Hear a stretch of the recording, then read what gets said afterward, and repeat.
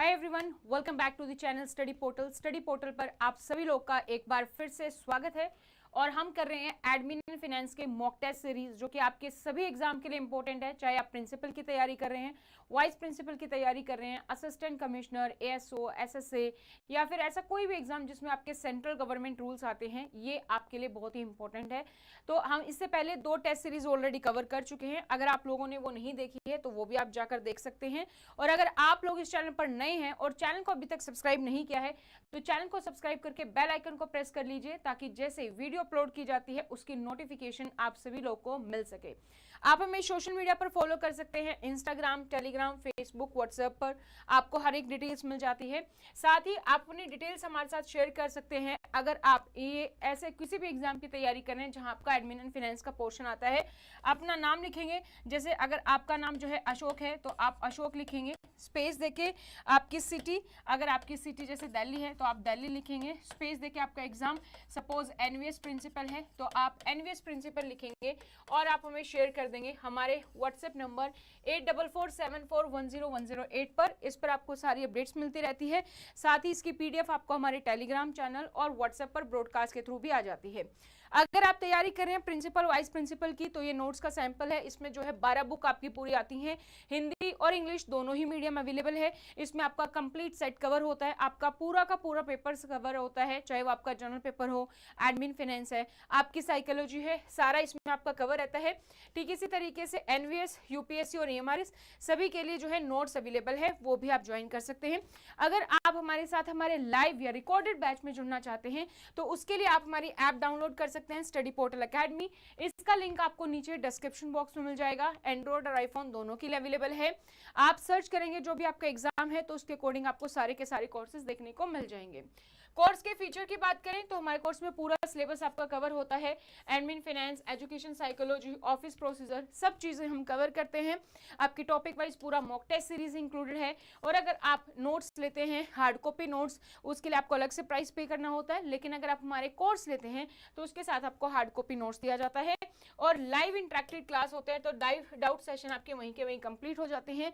इसके अलावा study portal एक वन स्टॉप सॉल्यूशन है प्रिंसिपल वाइस प्रिंसिपल के लिए। तो अगर आपका live batch, recorded batch, test series, interview batch सभी जो है अवेलेबल है। केवीएस के लिए अगर हम बात करें तो जैसे हमारे पास हर एक के एग्जाम रिकॉर्डेड बैच हैं, केवीएस, एनवीएस, यूपीएससी, एमआरएस। और लाइव बैच के अगर हम स्टार्ट करें तो हमारा नया बैच अभी स्टार्ट हो रहा है 5 मई पे, जो कि एक क्रैश कोर्स है, समर क्रैश कोर्स है हमारा ये। तो आपकी जो समर वेकेशन है उसको आप यूज कर सकते हैं अच्छी तरीके से अपनी प्रिपरेशन के लिए। तो ये समर कोर्स की वैलिडिटी जो रहेगी वो आपकी 2 साल तक वैलिड रहेगा आपका एग्जाम। फुल सिलेबस आपका इसमें कवर है, A to Z आपका सारा सिलेबस इसमें कवर होगा जनरल पेपर रिकॉर्डेड सेक्शन में। इसके अलावा हम लाइव में कवर करेंगे एडमिन एंड फाइनेंस आपका कवर करेंगे, आपकी एजुकेशन साइकोलॉजी और इसके अलावा आपका ऑफिस प्रोसीजर या मैनुअल सब जो है आपका कवर होगा। इसमें भी आपको जो है mock test, online test series जो होती है आपकी सीबीटी, वो आपको यहाँ पर दी जाएंगी मॉक टेस्ट सीरीज। इसके अलावा जो है आपको हार्ड कॉपी नोट्स इसमें दिए जाएंगे। और अगर अभी आप ये वीडियो देख रहे हैं तो ये डिस्काउंट है हमारे पास 30 अप्रैल तक। 30 अप्रैल तक अगर आप इस कोर्स को परचेज करते हैं तो आप समर कूपन कोड यूज कर सकते हैं और आपको मिलेगा इंस्टेंट 4000 तक का डिस्काउंट। तो जब भी आप ऐप पर पेमेंट करेंगे ये कूपन कोड आपको यूज करना है और इसकी पेमेंट आप जो है यहाँ पर अलग ऑप्शंस हैं सारे आपके पास, डेबिट, क्रेडिट, सभी ऑप्शंस आपके पास अवेलेबल हैं। तो चलिए अब हम चलते हैं अपने क्वेश्चन पर। सबसे पहला क्वेश्चन है हमारा, in respect of which of the following type of accommodation unified waiting list shall be prepared. किस अकोमोडेशन के तहत जो है आपकी यूनिफाइड लिस्ट जो है वो प्रिपेयर की जानी चाहिए, किस में होती है वो आपको बताना है। ऑप्शन फर्स्ट है हमारा टाइप 1 से टाइप 4 तक, सेकंड है टाइप 1 टू टाइप 6, थर्ड है आपका टाइप 1 टू टाइप 7 और फोर्थ है आपका type 1 to type 8। Which option will be correct here?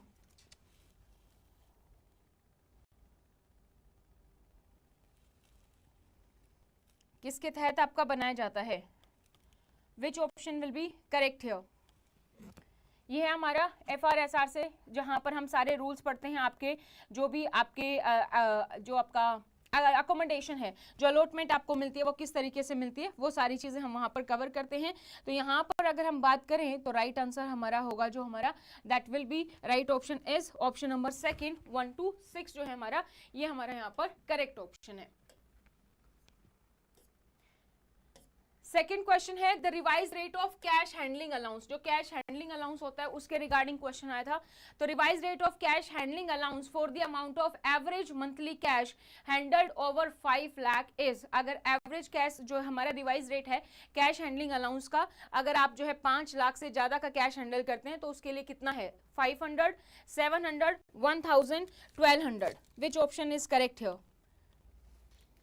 आप अपना आंसर कमेंट सेक्शन में कमेंट कर सकते हैं, what will be the correct answer।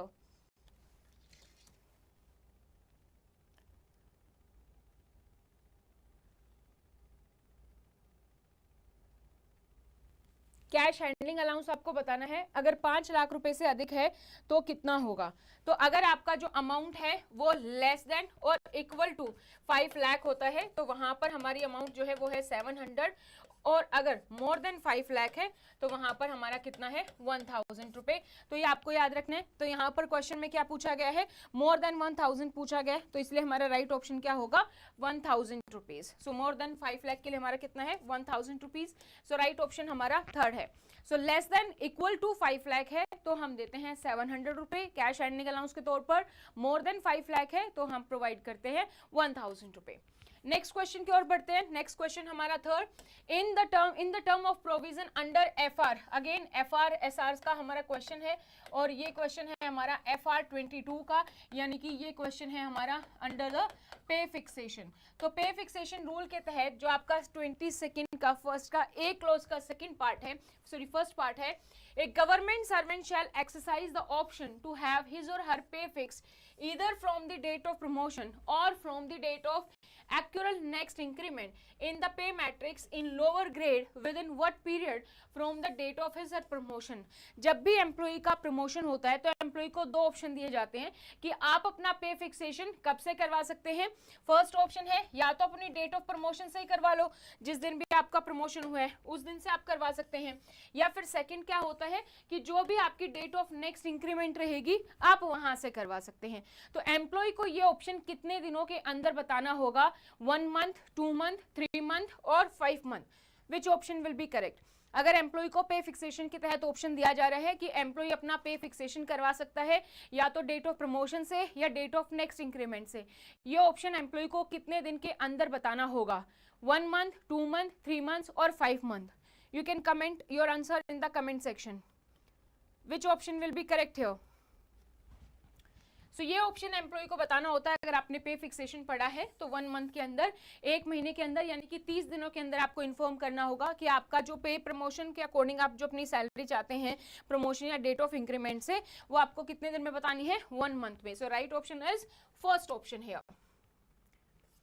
Next question है हमारा question number 4, which of the following method of procurement shall be adopted for purchase of good costing above 50,000 not available on the GeM portal. अगर आप कोई भी procurement कर रहे हैं और वो 50,000 से ज्यादा है लेकिन जेम पोर्टल पर अवेलेबल नहीं है तो आप कौन सा मेथड यूज करेंगे। तो ये है हमारा जीएफआर का क्वेश्चन। जीएफआर में चैप्टर 6 से हमारा ये क्वेश्चन है। तो आपको बताना है कि अगर कोई भी आइटम जो आपका जेम पोर्टल पर अवेलेबल नहीं है तो आपकी 50,000 से ज्यादा का आपको खरीद करनी है तो कौन सा मेथड यूज करेंगे।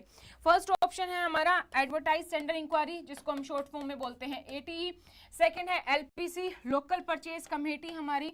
थर्ड है हमारा लिमिटेड टेंडर इंक्वायरी यानी कि एलटीई, और फोर्थ है हमारा सिंगल टेंडर इंक्वायरी यानी कि एसटीई। कौन सा मेथड आप यूज करेंगे अगर हमारे पास जेमपर पोर्टल पर अवेलेबल नहीं है। तो जब आपने चैप्टर 6 पढ़ा होगा वहां पर आपने पढ़ा होगा रूल नंबर 149 ये कहता है सभी मिनिस्ट्री डिपार्टमेंट को कि अगर कोई आइटम जेम पर अवेलेबल है तो वहीं से परचेज करना है, लेकिन अगर अवेलेबल नहीं है तो हमारे पास दो स्लैब है। फर्स्ट है हमारे पास कि अगर अप टू 50,000 है तो वो हम इंडिविजुअल सर्टिफिकेट के बेसिस पर परचेज कर सकते हैं। सेकंड, अगर हमारा अबव 50,000 है तो उसके लिए आपको क्या करना होगा, उसके लिए आपको बनानी होती है एक कमेटी, जिसको हम कहते हैं local purchase committee, short form में एलपीसी हम इसको कहते हैं। ये कमेटी कौन बनाता है, ये कमेटी बनाता है एचओडी, हेड ऑफ डिपार्टमेंट बनाता है। कितने मेंबर होते हैं इस कमेटी में, इस कमेटी में होते हैं 3 मेंबर, और ये 3 मेंबर क्या करते हैं, इंडिविजुअली और jointly, individually and jointly agree करते हैं। ऐसा नहीं है कि दो ने एग्री किया तो तीसरा भी ऑटोमेटिकली एग्री कर रहा है, इंडिविजुअली ज्वाइंटली एग्री करते हैं कि जो भी प्रोक्योरमेंट ये कर रहे हैं वो एक तो रिलायबल सप्लायर से है, प्राइस की रीजनेबिलिटी है, स्पेसिफिकेशन क्लियर है, प्रोडक्ट की क्वालिटी क्लियर है। तो ये सारी चीजों के बाद ये सर्टिफिकेट साइन करते हैं और तब जाकर जो है प्रोक्योरमेंट हम कर सकते हैं, अगर कोई आइटम जैम पर अवेलेबल नहीं है तो हमारा राइट ऑप्शन हो गया यहाँ पर option number second. Now next question, in which of the following case a government servant is required to furnish security in the form of a fidelity bond? तो fidelity bond में हम किससे security लेते हैं वो आपको बताना है। अगेन ये हम पढ़ते हैं जीएफआर में ही, जनरल फाइनेंशियल रूल्स में ही हम इसको पढ़ते हैं, जो हमारे जीएफआर 2017 है। तो इसमें ये पूछा गया है कि नीचे कुछ केसेस दिए गए हैं, 4 केसेस हैं, इसमें से आपको बताना है कि फिडेलिटी बॉन्ड हम किससे साइन करवाते हैं। 2 तरीके के बॉन्ड होते हैं, एक हम करते हैं सिक्योरिटी बॉन्ड साइन और एक हम करते हैं फिडेलिटी बॉन्ड। सो फिडेलिटी बॉन्ड के बारे में पूछा गया है किससे साइन करते हैं, इसके लिए आपको पता होना चाहिए कि फिडेलिटी बॉन्ड होता क्या है। तो ऑप्शन फर्स्ट है हमारा, एक government servant actually handling cash, कोई भी गवर्नमेंट सर्वेंट अगर कैश हैंडल करता है तो उससे हम फिडेलिटी बॉन्ड लेते हैं। सेकंड, एक government servant entrust with the custody of store, जो कि स्टोर की कस्टडी है जिसके पास, उससे हम लेते हैं fidelity bond. Third, government servant entrusted with custody of store within which opinion of competent authority are not considerable.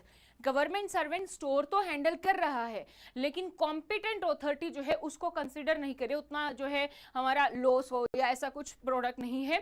Fourth है हमारा लाइब्रेरियन एंड लाइब्रेरी स्टाफ। तो आपको बताना है नीचे दिए गए ऑप्शंस जो ऊपर कोड हैं उनमें से कौन सा करेक्ट है। First A and B only, second हमारा A B D only, third है हमारा B C D only and fourth है हमारा A B C only. So which option is correct? आप ऑप्शन देखो और उसके अकॉर्डिंग सर्च करके बताओ कि which option will be correct here, कौन सा स्टेटमेंट आपको लगता है यहाँ पर सही होगा। You can answer in the comment section. इससे पहले हम 2 टेस्ट और कर चुके हैं, जिसने नहीं देखे हैं तो प्लीज गो थ्रू, 2 टेस्ट हमारे ऑलरेडी आ चुके हैं। सो फिडेलिटी बॉन्ड और सिक्योरिटी बॉन्ड 2 चीजें होती हैं हमारी। तो अगर हम बात करें सबसे पहले सिक्योरिटी बॉन्ड की, नाम से पता चल रहा है जैसे सिक्योरिटी हम कुछ अमाउंट लेते हैं, और फिडेलिटी बॉन्ड जो है हम लेते हैं जो एम्प्लॉय है उसके लिए। जो सिक्योरिटी बॉन्ड है एक तो जो कैश हैंडल कर रहा है उसकी सिक्योरिटी है, उससे सिक्योरिटी बॉन्ड लेते हैं। फिडेलिटी बॉन्ड लेते हैं हम एम्प्लॉय की वजह से कि अगर एम्प्लॉय जो है हमारा कोई कैश या कोई स्टोर या कोई भी ऐसी चीज हैंडल कर रहा है जो कि कॉस्टली है, जिसका फ्रॉड हो सकता है, तो एम्प्लॉय अगर कोई भी फ्रॉड कर दे अपनी पोस्ट पर रहते हुए तो उसकी सिक्योरिटी के लिए हम लेते हैं फिडेलिटी बॉन्ड। तो फिडेलिटी बॉन्ड हम कब लेंगे? जब एम्प्लॉय कैश हैंडल करता है तब हम लेते हैं, बिल्कुल करेक्ट है फर्स्ट स्टेटमेंट। सेकेंड स्टेटमेंट कहती है कि जब कस्टडी ऑफ स्टोर है, ये भी हमारा करेक्ट है। थर्ड स्टेटमेंट कहते हैं कि गवर्नमेंट सर्वेंट कस्टडी तो कर रहा है स्टोर की, लेकिन कॉम्पिटेंट अथॉरिटी के लिए वो उतना हाई वो नहीं है कि जिसमें फ्रॉड हो या उतना कॉस्टली आइटम नहीं है, तो जो है गवर्नमेंट सर्वेंट जो है हमारा तो ट्रस्टी नहीं है, तो क्या फिडेलिटी बॉन्ड लेंगे? नहीं। अगर हमारी कॉम्पिटेंट अथॉरिटी को नहीं लगता कंसिडरेबल तो हम फिडेलिटी बॉन्ड नहीं लेते हैं। फोर्थ, लाइब्रेरियन स्टाफ, इससे भी हम फिडेलिटी बॉन्ड नहीं लेते हैं। इसी तरीके से जैसे कोई ड्राइवर है, कार ड्राइवर, उससे भी हम नहीं लेंगे। तो ये आपको ध्यान रखना है। तो यहाँ पर हमारा राइट ऑप्शन कौन सा है? Only first and second. तो हमारा फर्स्ट जो है ऑप्शन वो हमारा यहाँ पर करेक्ट होगा, A and B only. Next question, consider the following statement in context of demand for grants. DFG short form में हम बोलते हैं डिमांड फॉर ग्रांट। ये भी अगेन जो हमारा क्वेश्चन है वो हमारे GFR से ही है, ग्रांट इन एंड लोन से, चैप्टर नंबर 9। तो आपको बताना है जो नीचे दिए गए स्टेटमेंट है इसके रिगार्डिंग, DFG के रिगार्डिंग कौन सा स्टेटमेंट जो है हमारा सही है। विच of the above statement are correct, सही स्टेटमेंट बतानी है। फर्स्ट स्टेटमेंट है demand for grant represent the estimate for expenditure for which vote of Lok Sabha is required. Demand for grant क्या है, बेसिकली जो भी आपका खर्च होने वाला है उसका एक एस्टिमेट है और जिसके लिए कि लोकसभा में वोटिंग जरूरी है। Second, one demand for grant is presented in respect of each ministry or department, irrespective of size of ministry or department. कोई भी मिनिस्ट्री डिपार्टमेंट का कितना भी बड़ा साइज क्यों ना हो, हम मिनिस्ट्री डिपार्टमेंट को, हर मिनिस्ट्री डिपार्टमेंट को सिर्फ और सिर्फ एक ग्रांट देंगे। थर्ड हमारा स्टेटमेंट है demand for grant shall be presented to parliament at 2 level, और जो डिमांड फॉर ग्रांट है वो 2 लेवल पर प्रेजेंट की जाती है। सो इसमें से आपको बताना है कौन सा स्टेटमेंट करेक्ट है। फर्स्ट ऑप्शन है A and C only, second है हमारा B and C only, sorry B only, third है हमारा B and C only, and fourth है हमारा A and B only. Which option is correct here? कौन सा स्टेटमेंट आपको लगता है यहां पर सही है in case of DFG demand for grant? So statement देख लेते हैं। फर्स्ट स्टेटमेंट हमारे क्या कहता है कि जो डीएफजी है डिमांड फॉर ग्रांट, ग्रांट क्या होती है? जो भी आपको एक्सटर्नल एड मिल रही है फ्रॉम द गवर्नमेंट, किसी भी पर्पस के लिए, आपके खर्च के लिए मिल सकते हैं। ग्रांट 2 तरीके से मिल सकती है, इन कैश भी मिल सकती है और इन काइंड भी मिल सकती है। यानी कि आपको जो भी आपका खर्च है उसके अकॉर्डिंग आपको उतनी अमाउंट दे दी, या फिर वो प्रोडक्ट ही आपको दे दिया जिसके लिए आप ग्रांट ले रहे थे, वो भी हो सकता है। सो जो भी आपकी डिमांड फॉर ग्रांट है वो आपकी रिप्रेजेंट करती है एक्सपेंडिचर। ऑब्वियसली जो भी आपका खर्च होने वाला है उसके लिए वो ग्रांट दी जाती है उसके एस्टिमेट के अकॉर्डिंग, और जिसके लिए कि लोकसभा में वोटिंग जरूरी है। 2 चीजें होते हैं, एक तो लोकसभा में डिस्कस करो फैसला हो जाएगा, या फिर वोटिंग जरूरी है। तो जब भी किसी को ग्रांट दी जाती है लोकसभा में वोटिंग होती है तभी मिलती है। So vote for Lok Sabha is required, तो यस वोटिंग के बाद ही मिलेगी ग्रांट। तो हमारे फर्स्ट स्टेटमेंट करेक्ट है। Second statement, one demand for grant is presented in respect of each ministry department, irrespective the size of ministry or department. Ministry of department का size क्या है उससे कोई फर्क नहीं पड़ता, एक ग्रांट देते हैं। ये स्टेटमेंट गलत है। जितनी बड़ी मिनिस्ट्री डिपार्टमेंट ग्रांट उतनी ज्यादा दी जा सकती है, छोटी मिनिस्ट्री डिपार्टमेंट है तो ग्रांट कम मिलेगी, राइट। थर्ड हमारा demand for grant shall be presented to parliament at 2 levels. Yes, parliament में 2 सतर पर प्रस्तुत की जाती है डिमांड फॉर ग्रांट, फिर हम ग्रांट प्रोवाइड करते हैं। तो थर्ड स्टेटमेंट हमारी करेक्ट है। So first A and C correct है, बी हमारी गलत है। तो हमारा आंसर कौन सा हो जाएगा यहाँ पर? Option A and C only. तो first A and C only हमारा जो स्टेटमेंट है वो हमारा यहाँ पर करेक्ट है। नेक्स्ट क्वेश्चन पर बढ़ते हैं। Administrative ministry or department is required to set up a review committee to review the progress of the work in respect of a project costing। ये क्वेश्चन की अगर हम बात करें तो अगेन हमारा जीएफआर से ही क्वेश्चन है, और क्या क्वेश्चन पूछा गया है कि जो भी हमारी एडमिनिस्ट्रेटिव मिनिस्ट्री और डिपार्टमेंट है जब भी वो कोई भी काम करवाती है रिगार्डिंग द वर्क, जो हमारा चैप्टर है उसमें अगर हम काम की बात करते हैं कि जो भी वर्क हो रहा है, ठीक है, उसको रिव्यू किया जाता है। तो कितने प्रोजेक्ट की वैल्यू के बाद हम एक रिव्यू कमेटी बनाते हैं, कितनी वैल्यू होनी चाहिए कि हमें एक रिव्यू कमेटी की जरूरत पड़ेगी? 50 करोड़ और above, 100 crore and above, 75 crore and above, और 150 crore and above. Which option is correct here? Review committee हम कब बनाते हैं? In to review the progress of work. You can comment your answers in the comment section. हम कब बनाते हैं? तो अगर आपने जीएफआर पढ़ा है तो यू नो द आंसर। हमारी जो रिव्यू कमेटी बनती है वो 100 करोड़ एंड अबव का अगर कोई प्रोजेक्ट है तो वहां पर हम रिव्यू कमेटी बनाते हैं। सो ऑप्शन थर्ड जो है हमारा वो यहाँ पर हमारा करेक्ट है। नेक्स्ट क्वेश्चन की ओर बढ़ते हैं। Question number 8, where a certain item is not available on GeM, ठीक है, अवेलेबल नहीं है जैम पर, तो प्रोक्योरमेंट में be made on the recommendation of local purchase committee. तो लोकल परचेज कमेटी के द्वारा जो है की रिकमेंडेशन के बेसिस पर हम प्रोक्योरमेंट कर सकते हैं। Duly constituted by the HOD, जो कि कौन बनाता है? एचओडी बनाता है। In respect of good costing, कितनी वैल्यू से ज्यादा का अगर हमारा प्रोडक्ट है तो हम यहाँ पर एलपीसी यानी कि लोकल परचेज कमेटी की मदद से हम प्रोक्योरमेंट कर सकते हैं अगर जैम पर अवेलेबल नहीं है। ऐसा ही क्वेश्चन अभी हमने किया था तो वहां पर हमने लिमिट पढ़ी थी, तो इसका आंसर आपको आसानी से आना चाहिए। ऑप्शन है हमारे पास अबव 75,000, अबव 1,25,000, अबव 25,000 और अबव 50,000। तो अभी हमने पढ़ा था अगर लेस देन 50,000 है तो हम इंडिविजुअल सर्टिफिकेट के बेसिस पर जो है हम प्रोक्योरमेंट कर सकते हैं, और अगर मोर देन 50,000 है तो उसके लिए हमें किसकी जरूरत पड़ती है? लोकल परचेज कमेटी की। तो राइट ऑप्शन ऑप्शन हमारा क्या है, फोर्थ ऑप्शन है अबव 50,000। सो कई बार स्टेटमेंट आपकी घुमा फिरा के आ जाती है। नेक्स्ट क्वेश्चन है आपका, as a general rule and without the prior approval of the department of expenditure, जिसको हम शॉर्ट फॉर्म में डीओई बोलते हैं, मिनिस्ट्री ऑफ फाइनेंस का पार्ट है, no global tender inquiry shall be invited for tenders up to. तो यहाँ पर पूछा गया क्वेश्चन कहाँ से, जीटी से। जीटी पढ़ते हम एटी के तहत, और एटी हमारा कहाँ है, अगेन जो जीएफआर है हमारा, जीएफआर 2017, उसके चैप्टर नंबर हमारा 6 में आता है।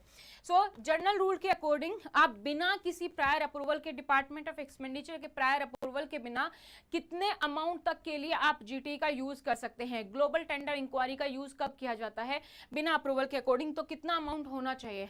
फर्स्ट ऑप्शन है 100 करोड़, सेकंड ऑप्शन है हमारा 200 करोड़, थर्ड ऑप्शन है 300 करोड़ एंड फोर्थ है हमारा 500 करोड़। विच option is correct here, which statement is correct. So GT की अगर हम बात करें तो जीटी हम यूज करते हैं फॉर मोर देन 200 करोड़। सो यहाँ पर हमारा राइट ऑप्शन आएगा 200 crore. Second option, more than 200 crore के लिए हम यूज करते हैं अगर आपको बाय चांस जीटी का यूज करना पड़ रहा है 200 करोड़ से कम के लिए, तो आपको अप्रूवल चाहिए किसकी, department of expenditure, ministry of finance की अप्रूवल, फिर ही आप प्रोक्योरमेंट कर सकते हैं। नेक्स्ट क्वेश्चन पर चलते हैं। In respect of which of the following types of dental treatment obtained at government hospital recognized under CSMA rules, the expense incurred by the central government employee are reimbursable। Question हमारा कहाँ से है, medical attendance rule से है, CSMA rule से है। Question क्या कहा गया है, क्वेश्चन में पूछा गया है कि डेंटल ट्रीटमेंट के रिगार्डिंग क्वेश्चन है कि जब भी डेंटल ट्रीटमेंट गवर्नमेंट हॉस्पिटल में होता है तो कौन कौन से खर्च हैं जो एम्प्लॉय के यहाँ पर रिम्बर्सेबल होंगे। फर्स्ट ऑप्शन है एक्सट्रैक्शन, सेकंड है scaling and gum treatment, third है root canal treatment and fourth है हमारा treatment of pyorrhoea. Which options are correct? Option first A and B only, second B C D only, third है हमारा A C D only and fourth है हमारा A B C D only. Which options are correct here? Dental treatment के regarding है हमारा, तो question आते हैं कई बार बट रेयर क्वेश्चन आते हैं ऐसे जहाँ से आपको सीधा पता होना चाहिए कि क्या है। तो यहाँ पर अगर हम बात करें तो हमारे सारे के सारे जो भी ट्रीटमेंट है वो सब कवर है, एक्सट्रैक्शन ऑफ टूथ भी, रूट कैनाल ट्रीटमेंट भी, scaling and gum treatment and pyorrhoea treatment भी। So right option is fourth A B C D only. So right option हमारा यहाँ पर क्या हो जाएगा, फोर्थ हो जाएगा। Now next question, which among the following can be appointed as AMA। Again जो हमारा क्वेश्चन है वो CSMA रूल से है, मेडिकल अटेंडेंस रूल से। क्वेश्चन है regarding the appointment of AMA। AMA यानी कि जो हमारा ऑथराइज मेडिकल अटेंडेंट है उसके बारे में है। A department of central government in respect of a class or classes of central government employee। आपको बताना है कि सेंट्रल गवर्नमेंट एम्प्लॉय के केस की अगर हम बात करें तो किसको हम AMA के तौर पर अपॉइंट कर सकते हैं। First option medical officer under the employ of the central government, ऐसा मेडिकल ऑफिसर होना चाहिए जो सेंट्रल गवर्नमेंट के अधीन कार्यरत है। Second, medical officer who are not employees of the central government, या फिर वो मेडिकल ऑफिसर जो सेंट्रल गवर्नमेंट के तहत कार्यरत नहीं है। Third, medical officer in employ of state government और द यूनियन टेरिटरी, या फिर ऐसा मेडिकल ऑफिसर हो सकता है जो कि स्टेट गवर्नमेंट या फिर यूनियन टेरिटरी के तहत जो है एम्प्लॉय है। या फिर fourth option private registered medical practitioner, यानी कि प्राइवेट हॉस्पिटल से भी कोई मेडिकल ऑफिसर अपॉइंट किया जा सकता है एज ए AMA। तो आपको बताना है कौन सी स्टेटमेंट यहाँ पर करेक्ट है, A and C only, A B C only, या फिर हमारा A C D ओनली, या फिर फोर्थ है हमारा A B C D only. Which is correct here, which statements are correct. तो अगर आपने CSM में पढ़ा है, वहां पर अगर आपने रूल नंबर 2 पढ़ा है तो वहीं पर डेफिनेशन में क्लियर हो जाता है कि कौन AMA हो सकता है। सो सबसे पहले तो AMA गवर्नमेंट हॉस्पिटल का भी हो सकता है जो कि हमारी फर्स्ट प्रेफरेंस रहती है, लेकिन अगर कोई डिजीज ऐसी है जिसका इलाज गवर्नमेंट हॉस्पिटल में नहीं है, या फिर कोई भी स्पेसिफिक डिजीज के लिए गवर्नमेंट ने प्राइवेट हॉस्पिटल को भी एम्पैनल किया होता है, तो प्राइवेट हॉस्पिटल का भी हो सकता है, दोनों ही हो सकते हैं। एएम में बेसिकली आपका मेडिकल ऑफिसर होता है। तो who are employ the central government, central government की बात कर रहे हैं तो जो सेंट्रल गवर्नमेंट के तहत मेडिकल ऑफिसर होगा ऑब्वियसली वो हमारा कवर होगा। सेकेंड स्टेटमेंट है who are not employ of central government, वो भी कवर होते हैं, जैसे स्टेट गवर्नमेंट में हो गया, यूटी में हो गया, कंटोनमेंट एरिया में होगा, लोकल गवर्नमेंट के तहत हो गया, सब कवर होते हैं, तो बी हमारा करेक्ट है। थर्ड की अगर हम बात करें employ of the state government और यूटी, तो अभी हमने डिस्कस किया जो भी स्टेट गवर्नमेंट यूटी का होगा वो भी हमारा यहाँ पर कवर होगा। Fourth, private registered medical practitioner, यानी कि जो प्राइवेट हॉस्पिटल एम्पेनल्ड है उसका मेडिकल ऑफिसर भी हमारा एम में हो सकता है, तो चारों हो सकते हैं। So right option is fourth one, A B C D only, right option is fourth one. Next question पर बढ़ते हैं। नेक्स्ट क्वेश्चन है हमारा Which one of the following does not constitute a disability under the CSMA rules? Again जो हमारा question है वो CSMA rule से है। इसमें क्या कहा गया है कि CSMA रूल के तहत जो है कौन सा डिसेबिलिटी नहीं है वो आपको बताना है। इजी सा क्वेश्चन है, आप बता सकते हैं कि कौन सा डिसेबिलिटी नहीं है।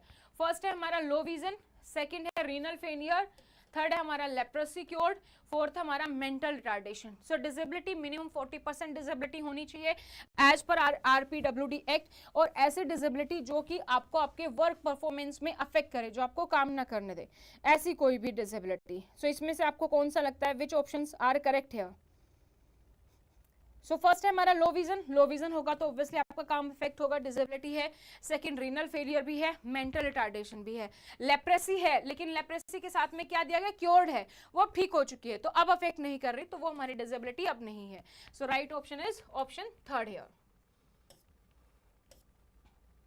Which of the following is the competent authority to settle the medical claims of a serving government employees to treatment obtained in a private hospital recognized under CSMA rules involving payment exceeding 2 lakh as per prescribed rate list? Again जो हमारा question है वो CSMA rule से ही है, और question हमारा क्या कहता है कि नीचे दिए गए ऑप्शन में से आपको बताना है कि वो कौन सी कॉम्पिटेंट अथॉरिटी है। अगर कोई भी सेंट्रल गवर्नमेंट एम्प्लॉय का ट्रीटमेंट प्राइवेट हॉस्पिटल में होता है जो कि रिकॉग्नाइज अंडर CSMA ही, लेकिन अमाउंट अगर 2 लाख से ज्यादा आती है तो कौन कॉम्पिटेंट अथॉरिटी उस क्लेम को अप्रूव करेगी?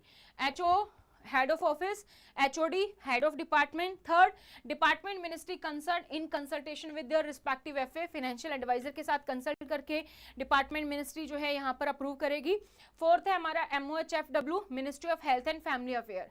विच option is correct here? You can answer in the comment section, कौन सा ऑप्शन आपको लगता है यहाँ पर सही है। तो यहाँ पर अगर हम बात करें कि लेस देन 2 लाख तक की है तो हमारे पास अप्रूवल HOD करता है, HOD नहीं है तो HO करता है, बट अगर 2 लाख से ज्यादा है, मोर देन 2 लाख है, तो हमारे पास जो भी डिपार्टमेंट मिनिस्ट्री है वो अपने FA फाइनेंशियल एडवाइजर के साथ कंसल्ट करती है और फिर पेमेंट करती है, फिर यहाँ पर हो पाता है ऐप का approval. So option number third जो है यहाँ पर वो हमारा करेक्ट है।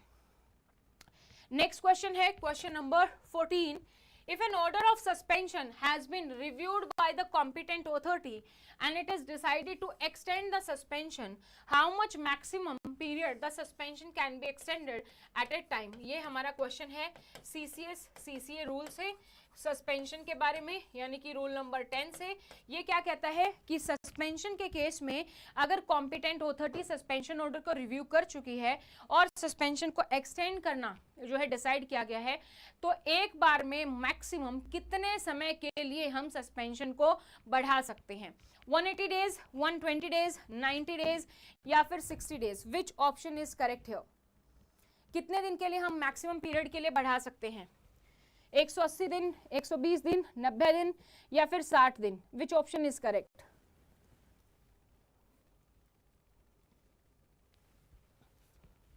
सो हम बढ़ा सकते हैं। जो पहला सस्पेंशन ऑर्डर होता है वो तो देखो 90 डेज का होता है। 90 डेज के अंदर कॉम्पिटेंट अथॉरिटी डिसाइड करती है कि बढ़ाना है नहीं बढ़ाना है, और अगर डिसाइड किया है कि सस्पेंशन बढ़ाना है, मैक्सिमम एक बार में हम कितना बढ़ा सकते हैं? 180 डेज बढ़ा सकते हैं। So right option is option 1। Next question पर बढ़ते हैं। Which among the following is a performance report in terms of PFMS? PFMS अगर आपने पढ़ा है तो हम GFR पढ़ते हैं और जो है उसके साथ पहले भी पढ़ते थे, लेकिन आजकल अगर आप सिलेबस में देखोगे अलग से आपको PFMS का टॉपिक दिया जाता है। PFMS public finance management system. तो पब्लिक फाइनेंस मैनेजमेंट सिस्टम के तहत परफॉर्मेंस रिपोर्ट की अगर हम बात करें तो नीचे दिए गए ऑप्शन में से कौन सा परफॉर्मेंस रिपोर्ट है? फर्स्ट है हमारा scheme wise state wise agency registration status report, second controller wise grant wise individual all scheme monthly expenditure plan scheme report, third agency wise release scheme type wise release report, या fourth statutory report like utilisation certificate.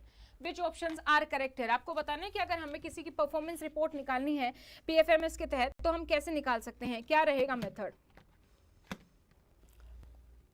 तो थोड़ा सा इसमें सोचो कि हमारा कौन कौन सा चीजें हो सकती हैं जहां से हम परफॉर्मेंस रिपोर्ट निकाल सकते हैं। सो जब भी आप परफॉर्मेंस रिपोर्ट निकालते हैं तो आपकी जैसे section wise state wise agency report status report ये आप निकाल सकते हैं। इससे आपको परफॉर्मेंस पता चल जाएगी कि स्कीम वाइज किसके पास कितना पैसा गया है, या स्टेट एजेंसी रजिस्ट्रेशन के अकॉर्डिंग हमारे पास कि किस स्कीम के साथ कितना पैसा गया है, वो सारी चीजें हमें यहाँ पर पता चल जाएगी। ठीक है, सो आज जो है इसका ऑप्शन जो है हमारा वो हमारा कितना है, वो हमारा ऑप्शन फर्स्ट, यानी कि फर्स्ट ऑप्शन यहाँ पर करेक्ट है। ठीक है, तो ये थे हमारे कुछ क्वेश्चंस जो हमने यहाँ पर डिस्कस किए। इसी तरीके से हम मॉक टेस्ट सीरीज में डिस्कस करते हैं।